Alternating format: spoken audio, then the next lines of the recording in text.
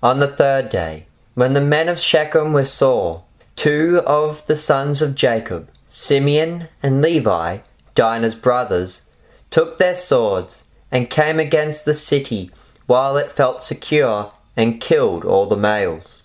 Hello, I am Knight Jake and welcome to Bible Wars.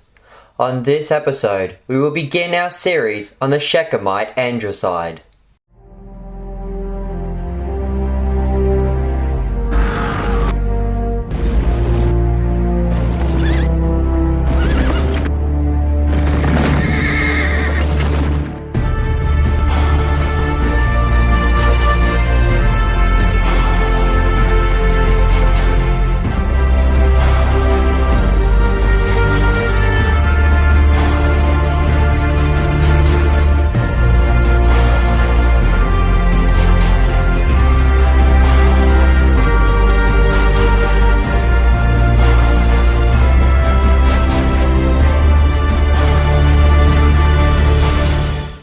The events of the Shechemite Androcide is mostly recorded in Genesis chapter 34, but the events begin in Genesis chapter 33 verses 18 to 20.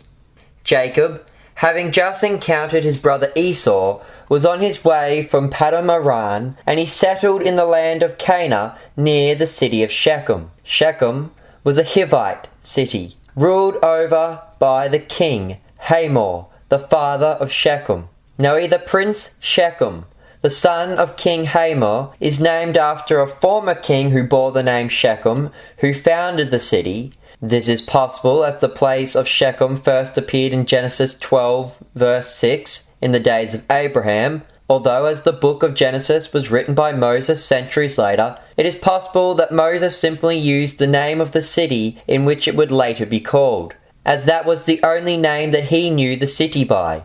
For Moses never entered the Holy Land himself, and all the geography that he mentions in the book of Genesis came to him via oral tradition.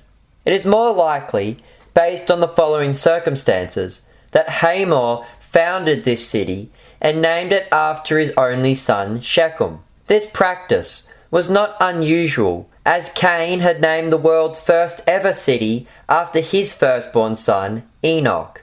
Even though God had promised the land to Abraham's descendants, the Israelites actually owned no land in this region, except for a burial plot which had been purchased by Abraham. Now it was not uncommon in those days for nomadic shepherds to travel across the land and to graze on unoccupied land. However, seeking to own the land properly, Jacob approached Hamor and bought a piece of land from him for 100 pieces of money. The value is unknown, as this was 100 quesatar, which we do not actually know the exchange rate between that and later forms of currency. Jacob pitched his tent and erected an altar, which he called El Elohi Israel, or God, the God of Israel. Now Dinah, the daughter of Jacob and Leah, went into the city of Shechem to see the daughters of the land. The first century Jewish historian Flavius Josephus mentions that it was during a festival that Dinah went into the city. This was a very foolish thing for her to do. Dinah was a very beautiful young woman, and she went into a foreign city, home to pagans, completely unattended. Now there is no excuse for what Shechem would do to her. However, Dinah has deliberately placed herself in a dangerous position, and there is no surprise that something bad happened to her. The fact that Dinah has gone unattended into Shechem to observe the woman of the land suggests that she has done so against the wishes of her father. The fact that she is unaccompanied suggests that she has done this in secret. Dinah, the only daughter of Jacob, had no sisters, nor women her own age amongst her tribe. Dinah has snuck into the city of Shechem to associate with the women of Shechem.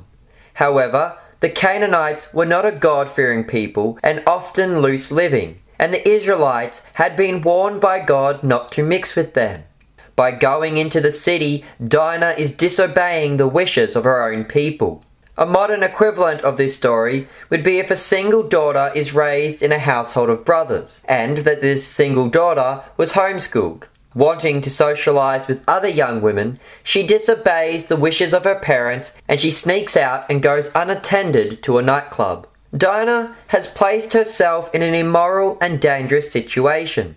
This does not excuse the sin of Shechem, but Dinah could have easily avoided the situation by either staying home or at least bringing along one of her brothers with her.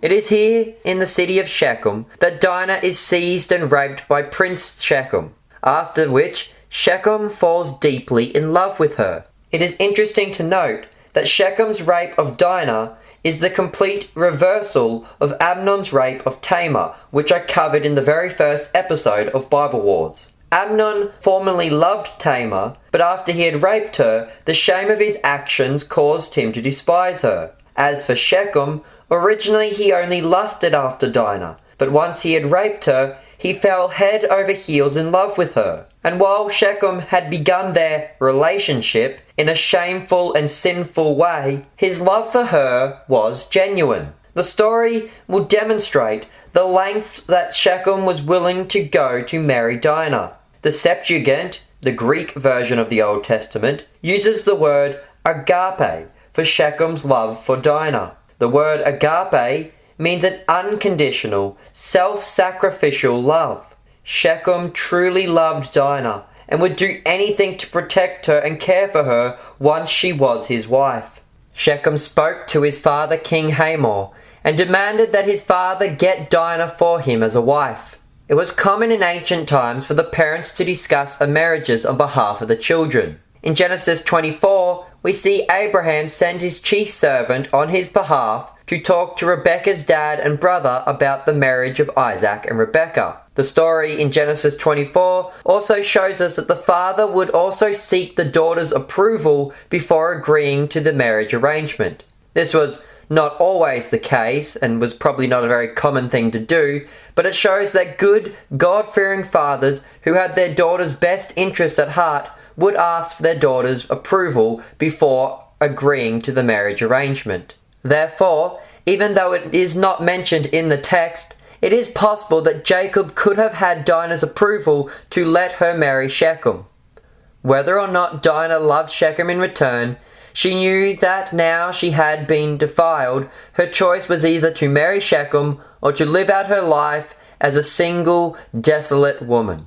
Which, in those days, since women were not allowed to work, meant that she would either have to be looked after by her brothers or that she would have to become homeless. So, marrying Shechem was Dinah's best option, especially since Shechem truly loved her and desired to look after her as a loving husband would. Also, as Shechem was the prince of the city, he was next in line for the throne. Thus, Dinah would one day sit next to him as queen of the city. Hamor and Shechem came to meet Jacob, and they told Jacob that Shechem had raped Dinah and now wished to marry her. This was also seen as Shechem's attempt to rectify what he had done. He was unable to unrape Dinah, but maybe he could make up for it by caring for her as a good, loving, caring husband. Jacob held his peace and waited for Dinah's brothers to arrive.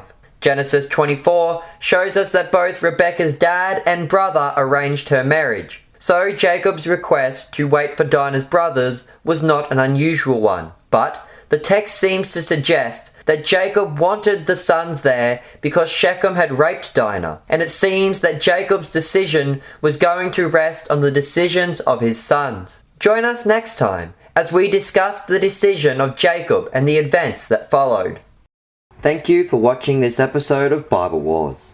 If you enjoy the Bible Wars YouTube series or any of the other work done by the Order of Knight George, you can support us by going over to our Patreon page.